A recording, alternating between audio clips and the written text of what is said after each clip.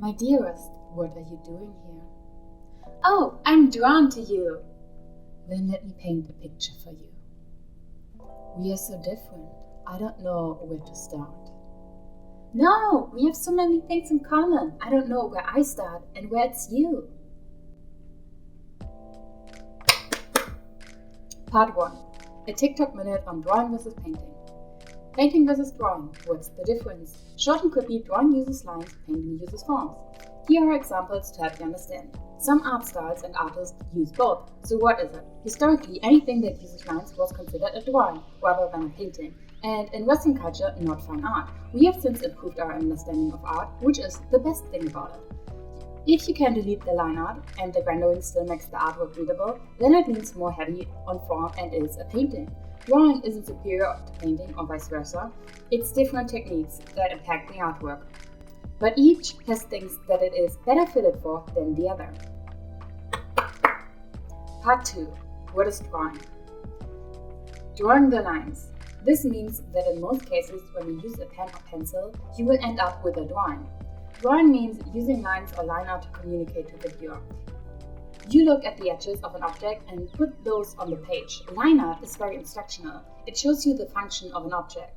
Many people think that drawing is less realistic because line art doesn't exist in real life. Does Hoodie's face have any outlines on it? No. Keep the outlines and remove the shading entirely? That simply is not the Hoodie we all know and love. In fact, it's quite terrifying. While outlines can be a great tool in stylized artwork, creating a more flat and graphic effect, true nature has no outlines. To this I say, you have more brain than a camera and you should use it. Let's see. When you take a photo like this and your eyes glaze upon its perfection, how do you perceive what is captured? Your eyes trace the highest contrast shapes and contours, and your brain draws lines. Through eye movement experiments, we know that humans look at objects by tracing the edges. Line art does the same thing. A drawing, a good one, uses lines that your brain would need to trace anyway, so it's really a shortcut for your brain and makes a drawing read faster than a photo. Unnecessary work has been reduced. This is why animation shots are way faster than live action.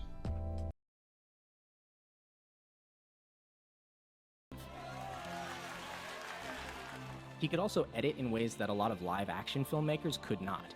During an interview, Cohn said that he didn't want to direct live action because his editing was actually too fast. For example, this shot of the bag is only 6 frames. For a comparable moment in live action, that was 10 frames. Or how about this insert of a note? 10 frames. But in live action, 49. So literally, a drawing does a lot of brain work to figure out how to make art more appealing and structured than a photo, not to mention how cool your abstraction can be. So when a line is the edge of an object, drawings can run into problems when those edges are turns, are soft or fuzzy. This is why many people work with broken line art when drawing fur or fluff. This is why many people use tiny cross sections for turns in volume and direction, for example when drawing muscles. When you draw perspective and want to indicate atmosphere, you can soften the lines by using lighter shades of gray or color or thinner line art. Some artists use thick lines for the edges of an object and thin lines within for an easy understanding where objects lay in 3 dimensions, or they use their line work as well to indicate where the shadows fall. Drawing is thinking, so when an artist has really thought through their lines, it's incredible how much information is there to see. Drawing is also great for troubleshooting artwork. Even if you are a painter, perspective tools use lines to guide you, same as drawing guidelines in portraits. Because your best rendering skills don't mean anything if the underlying anatomy and construction is half-assed. Part 3. What is painting? Let me paint you a picture. Basically, painting is using forms 2-dimensional to make an artwork traditionally with a brush, though never let anyone limit you. There's an Australian artist who paints with his genitalia. Paintings in Europe is what most people think of as fine art. And yes, that includes modern art, that is, for unknown reasons to me, hated by so many. In paintings, you can have soft edges, hard edges, and light and shadows to paint what you want. The really big shapes and the really small shapes. It's shape-based, baby, and we love them all. In paintings, edge control is one of the trickier things. Blending is how you show soft turns and a shift. a muscle turning, or a shadow of a round shape are one of the easier things in painting, but making a piece readable and quick to understand, that can be trickier. Human emotions are very nuanced and can suffer from badly placed highlights or wrinkles. Compositions also need a slightly different approach because paintings lack the cleanness and easy communication that drawings have. Painters often work like sculptors, pulling and pushing the paint like clay to form the art that they want. Some argue that paintings have no color, but I think because the color is the main way to build shapes and edges and communicate, you are actually less free with colors in paintings than drawings. If you have a good drawing, you can put any color underneath and the lines will hold it together, balance the colors. This is in fact the driving force behind coloring books, just saying. The same cannot be said for paintings. Though values are usually the more important, colors can have a huge impact on your paintings, which is why most painters gravitate to making their own color palettes that they repeat in many artworks. Paintings, more often than drawings, deal with texture of their medium and tools. You can see the texture of watercolor or oil paint brush strokes. This can be intentional or need a lot of work to work around, depending on what you want or need in your art. Part 4. Two ends of the spectrum, but a spectrum nonetheless. So far, you have seen me put many examples that are, as good as I can, very clear-cut examples of either drawing or painting. But of course, there is so much art that uses both things. I always think of graphics as the middle ground between drawings and paintings, the corporate art style that uses lines and shapes. Sometimes you will want more sharpness in your paintings, sometimes you want more softness in your drawings. There are many artists who get so talented that they can achieve the look they desire with a preferred method. If you are a really good artist, nothing will hold you back. Shout out to all the cool people.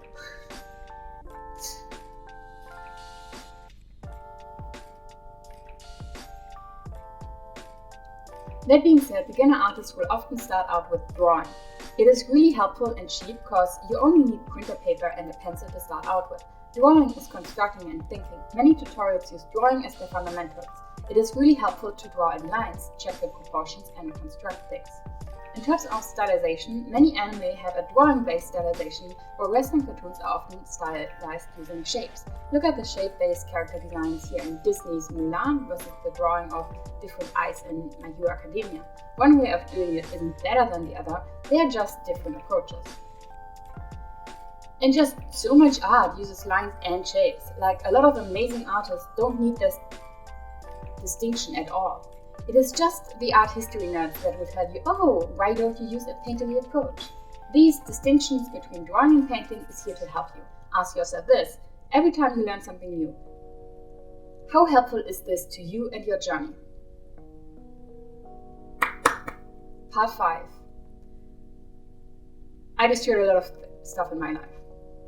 Hello. Yes, this video is making a hard U-turn on the highway. We are backtracking a bit, distancing from the city of educational art YouTube right into the vlogging and screaming and crying into the camera for vulnerable content part of YouTube.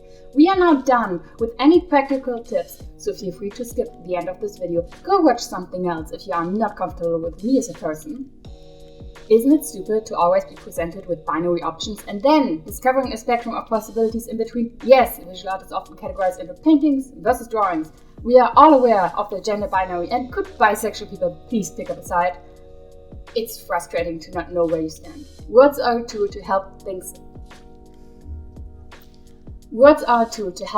things out. We sort stuff into boxes, and we use words to do so. Describing art is like dancing to architecture, but isn't there value at giving it a go? Deepening your understanding, learning something, putting words out there. It's meant to help you. When I was younger, I didn't understand what made a drawing. I thought everyone who ended with a painting started with a drawing that just made your line and your edges thinner and thinner. I didn't understand that it was a completely different approach, that you can learn painting techniques and not learn drawing. I would have loved for someone to explain these things to me and not just show examples, but I had to piece it together by myself. Or maybe the explanation was out there and it just didn't reach me. I feel very helpless, that I don't understand enough about the world, that there are things out of reach of me, that I just didn't find the explanation because to everyone else it was obvious. Maybe this video is very unnecessary and everyone knew. but I didn't, and now I'm exposing how stupid my brain is. What if I got it wrong? Well, I'm playing up my anxiety about this, obviously. But in general, I don't want to put even one untrue statement out there. I try to be very intentional with my art, and the same should go into my videos, into my tutorials. At the moment, I use painterly techniques most of the time in my art, especially with super quick art. In May, I did a bunch of requests for free on Twitter and Filfinity, limiting myself to half an hour for each piece. I jumped straight into color without any underlying sketch or any lines, for the most part.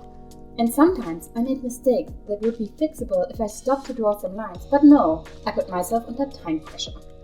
When I need to get a face right, proportions right, I usually sketch more with the lines. I do a drawings approach. The same goes for perspective and buildings. The more hard surface something is, a robot, architecture, cars on the street, the better it is to have an underlying painting. The better it is to have an underlying drawing. But sometimes I do stuff that I can't explain. Motions that are so ingrained I have a hard time questioning it. I'm a very clumsy person. I make mistakes and I need to fix them. Destroying my furniture and plates for the most part. Aren't minimalists cool? Not owning stuff so you can't destroy things? Everything I own gets broken. I worry that most of the things I do are self-sabotage, that I keep drawing and painting through my hand paints because I don't know if my hands are usable in 10 years. Because I don't know if my hands are unusable in 10 years. Because I fear having to switch careers and abandon this hobby. That I'm doing art for free because deep down I don't want to live and I don't want to earn a living wage. That I analyze art and I explain it because I lost touch with my intuition. That I'm creating art for others because I don't have meaningful things to say on my own. Art is easy, but learning is hard. I want you to ask yourself, what are you doing? Are you drawing lines? What does a line even mean? Did you paint? Then what is this shape? You will have to carve out the meaning into these words yourself. Do you draw or do you paint? Do you have intention behind your art? I wish you the best of luck.